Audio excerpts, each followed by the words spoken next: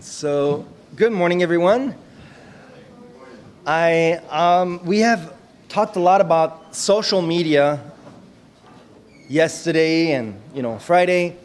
And I'm not going to teach you how to use social media because you probably know it better than me. But we're going to talk about using media to reach the world.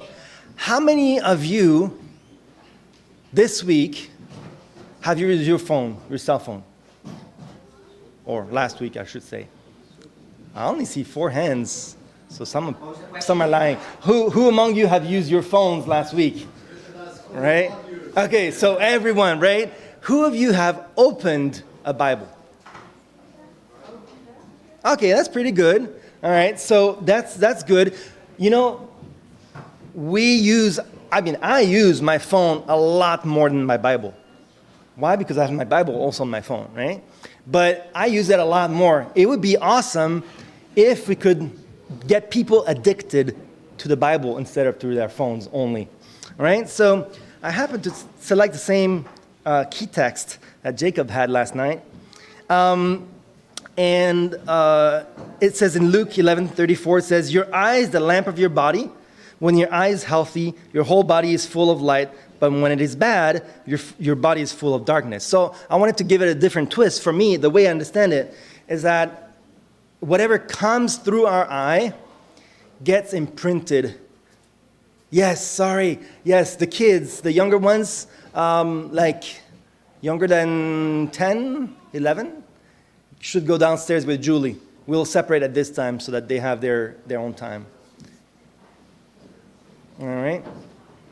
So the way I see it is that when your eye sees something, it's like imprinted inside of you, right? It's like a flashlight's going through our eye and inside of us. So that person is probably looking at Lightbox, but other than that, if you look at your cell phone, whatever you see in there will affect you, right?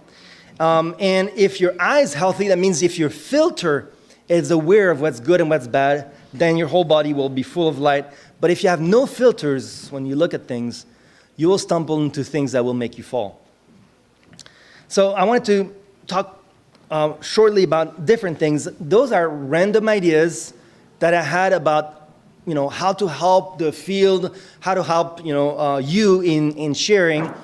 I've had questions from a lot of kids. How do I share with my friends? I don't know what to say. I don't know, Nowadays, people don't read much. So even if you share Bible verse on Facebook, it's not going to be, people just go wrong, So what can we do to do something better? So I wanted to explain what a project that we had with the Young People's Department and Missionary Department and Media Department all together towards the end. But what can we do to share? So a January 2023 study, recent, shows that more than half of the world now uses social media. 4.76 billion people around the world use social media. 137 million new users have come online within the last 12 months. So we have a lot of people to recruit. The average daily time spent using social media is 2 hours and 31 minutes. Now, we've done that in the past where we're all checking our phones to see, usage time. What was that, like 3 years ago? Last time we were here, I think. And not to be lying, but I would say that our cell phone use has increased, especially during the pandemic. We're not able to meet in person. We're just on our phones, tablets. And then there's a whole generation that came in and are using their cell phones even more. So it's a lot of time that everybody wants attention on that time. Those 2.5 hours a day, all social media companies, they want your attention. So they're going to try to compete. And so the most used social platforms in the world, Facebook is number 1. I think it's starting to phase out, but it's still number 1. YouTube, number 2. WhatsApp, number 3. Instagram, as you can see, you can read, right? Instagram. WeChat, more for Asia, TikTok, Facebook Messenger, and so on and so forth. So we have a lot of platforms to reach the world. But Who among you does not have a cell phone? Anyone among you does not have a cell phone? So I have kids here. The youngest ones are how old? Maybe you're the youngest one? How old are you? 11. All right, so you have a cell phone, right? No, you don't? Okay, great. You know that you are? I think it's great. It is great. Why? Because he has 2.5 hours extra in his life every day to play and to develop his brain in different ways. That's awesome. Now, here I was looking at some stats. 8 to 11 years old, 66% of them have their own tablet and 49% their own smartphone. So you're good. You're still in the average. But 12 to 15 years old, 91% have their own smartphones. So if you're still within that range and don't have a cell phone, don't think you're you have a problem. It's actually better for you if you don't. So, but if you do, and we have to face it, most people do use their phones. What do we do with our phones? What do you do with your phones? If I ask you to pull your phone, I didn't plan that, but if I ask you to pull your phone and go to settings and screen time. For those that have an iPhone, they can go to settings, screen time. For the other ones, Androids, I'm not sure where screen time is. And you can see your your activity for the week. Right? What are the most used apps? Right? You can see that, right? So for me, total screen time today, because that's the beginning of the week, is 2 hours, 25 minutes so far today. And the most used app is Lead Chess. So, chess app. 52 minutes, right? So, 52 minutes that I use my phone to play, right? So I'm guilty of that too, right? I'm with you in this thing. But we use our phones to play games online, right? 80% play games online on their phones or tablets. 87% use social media apps. 91% use messaging apps. 99% use YouTube and so forth. 60% use live streaming apps and so on. Now, there are some dangers also, and you're probably aware of that if you're that age group, but there are many dangers on the internet. Only 65% are aware of potential vlogger endorsements. So advertisements that they're not disclosing, but they're pushing messages on you. 49% are aware of ad placements in search engines. Right? When you search, the first results most likely is an ad. It will say it small in the corner there, but it's an ad. And 31% have seen worrying or nasty content online, which is like, porn and other types of content. And that's very damaging to you as a human being. Because those type of contents are not reality, right? They're actors, right? So it damages your brain before you even are ready. And so we want to use media for the good things. So how can we use it for good purposes? When I arrived in Canada, we had a website that's Brother Gregory from Ottawa was managing, and then eventually he turned it over. And so the website has been there sitting, but what is the best way for you to find information about a business? You want to go to the library, you want to go to the bank. What is your first resource? Google. Yeah, you ask Google, you ask Siri, or whatever, right? So you ask for information. You don't go there and search in the town aimlessly for the bank. You ask Google. So for information to be online, you need some consistency. You need to maintain that information. And so that's why we're going to have a little bit of a presentation today, and after that we'll have a workshop. And after that we are going to implement 3 or one of your proposed ideas. So we'll try to implement something new on the website. So I'll show you how to modify the website, add information, something. But what is very important is consistency. It is very important to post things regularly and update them as soon as they become irrelevant. So algorithms that are used on media platforms love regularity. Whether you post social posts, YouTube videos, articles on the website, they love when you're doing that every Tuesday at 9 o'clock. They love that. They will see that you're serious about your website or your YouTube page or Facebook page, and they will bump you up in the results.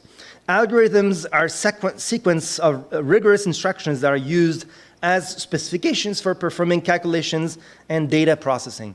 And those giants like Google, they're experts in algorithms. They detect what is relevant to you, and they push that. They serve it to you. Again, if when I open my phone and I pull down here, it has my most used apps in here. And it changes every hour. You know, it detects what I'm most likely going to do next. So, DeepL, right? Facebook, church hymnal, and Subway. So it thinks maybe I'm going for a Bible study on Sunday morning, and I might need to eat soon. Right? So it detects, it calculates and detects what you are going to do next. And so you want to think about what the others need and serve it to them. Internet is fun, but it has to be tamed in order for us to use it well. So our goal with internet is, of course, we use it, but we want to serve the people around us. So what are, so regularity is very important, but also keywords. When you write something, when you do a video, nowadays all the videos are scanned for keywords. Audio is scanned. So you want to have good keywords that are relevant to people in your titles, in your article posts, because platforms try to detect the subject of your content by the keywords you may use. If you have content that is irrelevant to your usual style of posting, it might be downgraded in the search engines. All right, so if you have, I don't know, a Facebook page about the church, and you post articles regularly about, church, and all of a sudden you share a video about cats, right? It won't be relevant, and people won't see it even. So again, when you do something online, and I encourage you to do something, because this is your platform, everyone is free to do whatever they want, you have to plan well and to do something small at first. So whether you start, like last week, Sister Anna from Montreal, she told me she's starting a YouTube channel for the Chinese community, right? So she's going to speak in Chinese and have some videos and about the gospel and about health and other things. So Voltaire, if you know who he is a French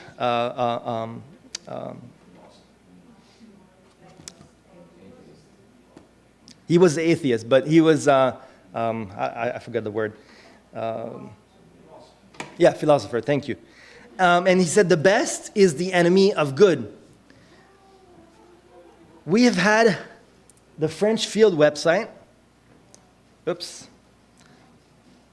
The French Field website has been in the works for the past 9 years.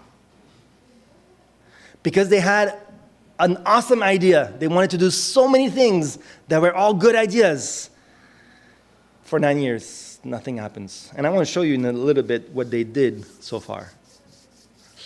Not to pick on them because I'm French, but I'm using that example to show you that you need to start somewhere. When I started to be interested in making videos and I started my YouTube channel, I'm very detailed. So I wanted everything to be perfect.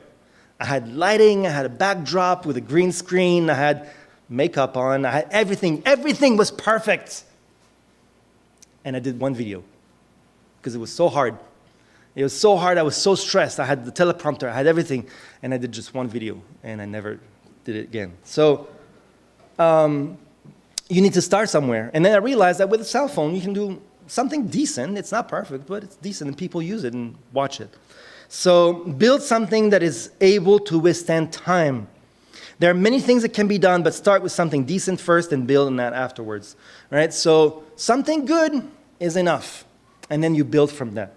So I wanted to show you a little bit. So when you go on the French field website, which is asjmr.fr, that's what it shows. Right? This connection is not private. That's what it shows.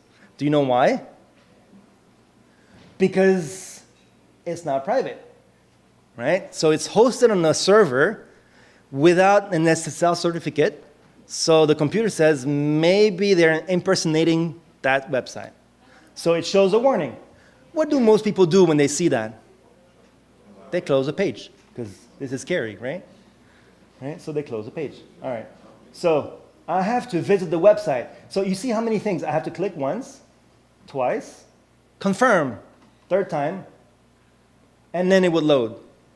If the internet is working, which I don't know if it is. Might use my cell phone connection.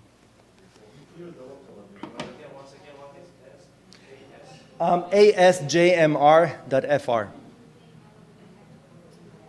So already, everybody is out. All search engines, they're not even going to scan the website. Everyone is gone a long time ago. It's not loading. The internet is pretty bad. Oh, it is? All right. Welcome to the church websites. Cool, right? So there's a logo for France, Switzerland, and Belgium. When I was there, I had created the website, and I had purchased domain names for all, France, Switzerland, and Belgium that I had paid myself, and I handed them the keys of the website. It was not a good website, but it was decent, And they wanted to do something better. So contact us. And I sent email last month because I knew we had Shalom by the Lake event. So I sent an email there. I'm still waiting for the reply. So you have the homepage. You have our history, which is just copied from the GC website. Right? And then you have our Sabbath school. So when you click on the link, it goes, I don't know if you noticed, it goes to our history. So you click on the link and it goes to a different page, which is not supposed to be the right page. Right? So let me see. Because I wanted to show you that one. That one was funny too. And again, it's not picking on them. It's just to show you what not to do, right? Oh, one more thing too, is when the website address is asjmr.fr, but sometimes when you click on some links, it's .org. So there is redirections, and that's why there was a warning too. So the address has to stay the same. If you change the address, the landing page is one domain name, and then all the other pages are different domain, it will be strange. Well, all right, it's loading. So this is how you download the Sabbath School lesson from January to March 2021. So if you're interested, go and download the French lesson from January to March 2021. All right, and then, I want to go back now. Where do I go back? The menu disappeared. Okay, so just wanted to show you that. I thought it was funny.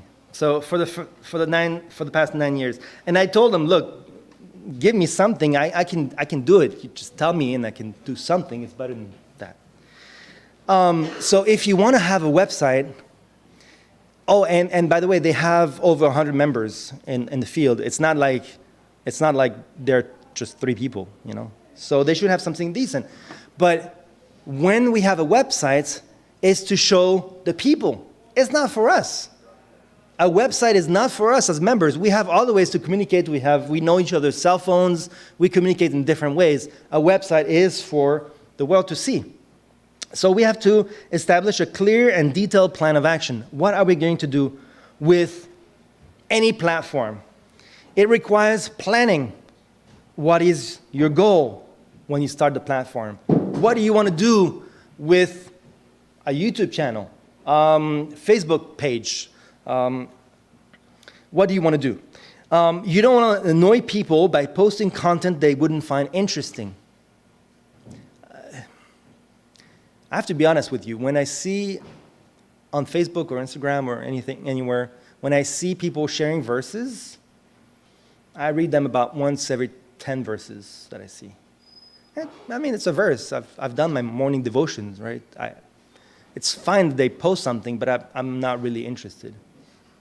Right? I don't know for you. Maybe you do read all the verses they post, maybe, but some people don't. So you have to post something that is interesting, that will encourage people to click. They want to know more. They want to see the video. You know, you have a video, they want to see something else. You have to choose your method to match your style. So some people will do videos, some people will do posts, some people will do pictures, whatever it is, and you want to best reach your audience. So I challenge you to start something. Even if you think you can't do it, just decide to start something and be consistent. Because something is better than nothing.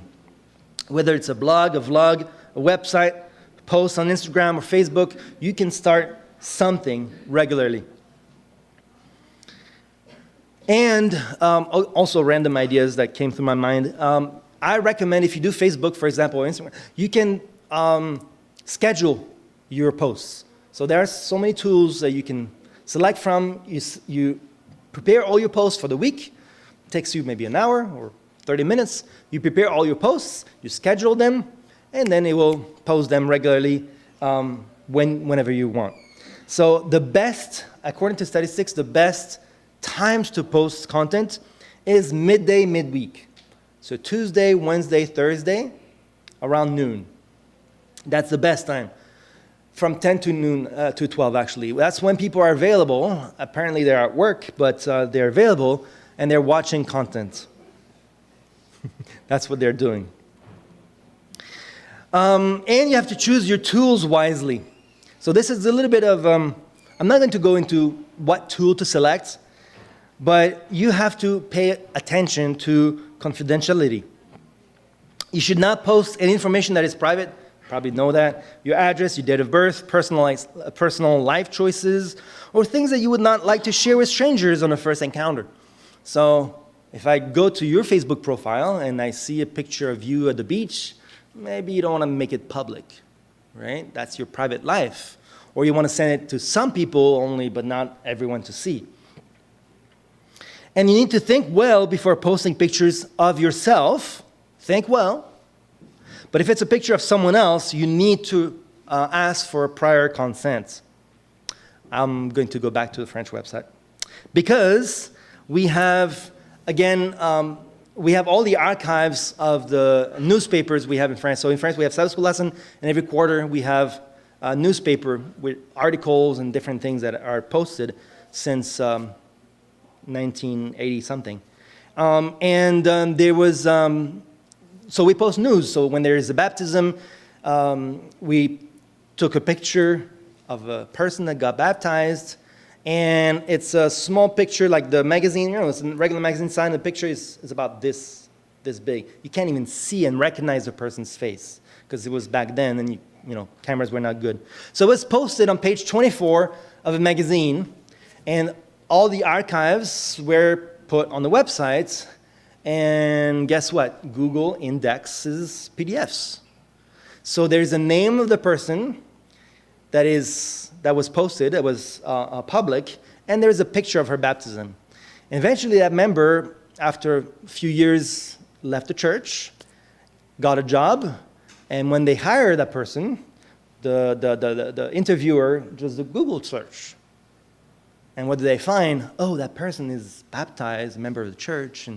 And so it affected her job. I don't know how, but it did. So she didn't want that. She was very clear about not wanting that publication to be public on the internet. So now we had to go through a legal battle with Google to remove that listing. And it took 2 years.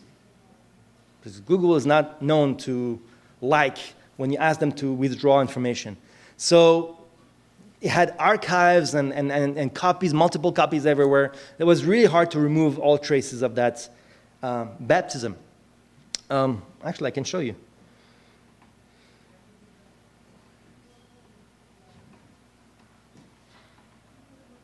Right, so it's an old magazine from 2000. That's pretty old. And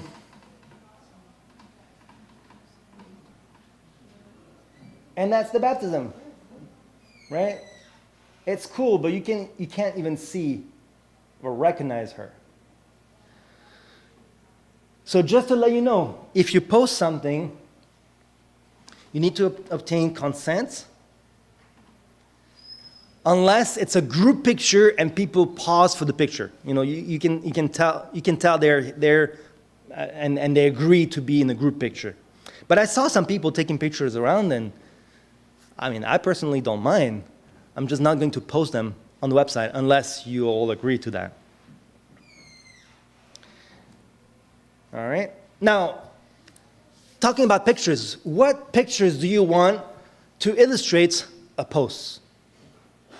An article, right? So what do you do if you want to, we have people that are posting articles and things on websites. Where do you find your pictures, your illustrations? Where do you find them? Yes? Yeah, there are many things. Pretty much everything online is free, right? Not everything. You have to be careful with copyright. That's my point. You're right. You're right. So all these pictures could be used potentially for something. I don't know. If you do a Google search, you will find the first one. Oops, I'm sorry. So the first one is a simple Google search. I search for with some keywords, and I find this picture, and I might assume that it's okay to use it, but it's not. It's just Google listing all the pictures that matches your search. So you can't reuse that picture. It belongs to someone else. Someone else created it. The second picture on the bottom left is also from Google Image, but it can be used with attributions, which means as long as you have this little information that you see here at the very bottom, which is covered right now, but right at the very bottom, as long as you have this illustration there, this information there, you are allowed to use it. But you can't modify it. So you can't resize it, but you can't modify anything. You can't crop it. You can't do anything to the content itself. The third one, top right, that's from a paid website. And I'm not supposed to show it to you. It's for illustration purposes, but I'm not supposed to show it to you because you're supposed to pay for it. Now, I was able to obtain it without paying with different ways, with different methods, but it's not legal. So because it's for demonstration purposes, it's okay, I guess. And the fourth one, last one here, it's also free to use with attribution. And you can find this on... My husband died, I had a business. Right. The money just click. Yeah, it's a Nigerian prince, so, yeah. So you know those things, right? So if they donate money and they want they want personal information about you, your bank account number to deposit the money, they have lawyers' letters and so on. So, yeah, spelling is not always, but now they're getting better. But yeah, it's pretty much fake. So anything unusual, you have to have critical thinking. All right, so I don't want to be too long. Just a few more things. So just wanted to show you our current situations in the field and some projects we have for the future. So again, the reason why we have online content is for the world. When people tell me, we don't need to post any news on the website because we know we have Shalom by the lake. We know, why do we need to post it online? Because it's not for us. It's not for us. It's for other people to come and participate. We want to be missionary-minded. If it's just for us, then you just send a group email and that's it. It's for the public. So if you post something 2 weeks in advance and registrations are booked already, are full already, it's too late. All right, so these are our statistics. Whether it's YouTube or Facebook, Toronto has 1,080 subs, 567 views a week. So you can add 567 people to the church, to the room. So when Brother Marion preaches, or Brother Walter, or other people, they have an audience of above 600 people. That's what you need to realize. Montreal have more subs, but a little bit less views, right? More subs because it's different countries. Puslinch is just starting. They have Facebook channels, and they have 80 to 160 views a week. So in total, I didn't calculate the total, but we have about 1,000 people that watch our sermons every week. Right? So when you see the number of members, you think, oh, we're such a small church, you know. But when you see it, and these numbers can grow really quickly if we think about it and if we make our efforts to be better. So we preach to 1,000 people every week. Now that's just once a week. We could do that, you know, more often. When we have Bible studies, now I'm starting to record Bible studies so that you post them online. People are able to see them and have all your courses. They watch everything, and then they ask for baptism. And you don't even know them, right? Because they've watched everything, and they have agreed to all your principles. So why do Bible studies, you know, individually, everywhere, when you can do them online to the whole world to see, and then you'll have baptisms in remote places of the world because of the work you did. So that's why, all right, before that, we have to think differently when we advertise for different things. If it's a church business meeting, you don't want guests to come to a church business meeting, you know? But what about a field conference? Is this public or is it private? Is this really a public meeting? Really? How many people from the public comes that you don't know at all? No relationship, never. They're, like when we have conferences, it's always people that are related to us somehow. You know, family members, SDA, other churches, but it's only people that we have invited personally. You never have, or rarely, you have people that come because they saw our ad on our website or on Facebook or anywhere you posted it. So it is very important for a field conference to have this idea in mind. That's why we should start already advertising for Montreal conference coming in May. I got the topic last night. I mean, confirming the topic. So the topic is oil in my lamp, preparation for the latter rain. So this is in May. It's in, what, 2 months? 2.5 months? All right, during the long weekend in May, Victoria weekend. So now that I got the confirmation, I will ask Eunice, Brother Goldie's daughter, and she will make the poster for the conference. So very important to advertise to other people. It's not just for us. For us, I mean, for under a minute, or short videos that are about 3 to 5 minutes. And that's as much attention as we can get from them in those 2 hours time slot they have of social media and so on. So if it's a very short video like TikTok, they can watch that very easily, but it has a different pace than if it's a 3 to 5 minutes video. Brother George initiated that project because he was sharing with me that there was a Buddhist monk that posted videos on I think YouTube Shorts, right? And he was explaining why are Buddhist monks dressed in orange. Have you ever wondered? I mean, that's true, right? It's something, I don't know why, right? So you click because you want to know why. Even though you're not Buddhist and you might not be interested really, but it's something you don't know, so you click. So that's the idea that I want to have for the media department. having videos, very short videos that you can share with your friends. You don't want Bible studies, that's after, later if they're really interested, you want something to answer their questions or raise interest for a question. So we could answer questions such as, why be vegetarian? Very short. Can you help me to get to heaven? Right? I want to go to heaven. What do I do? Why should I read the Bible? It's so an old book, and who reads anyway? And another one about hell, right?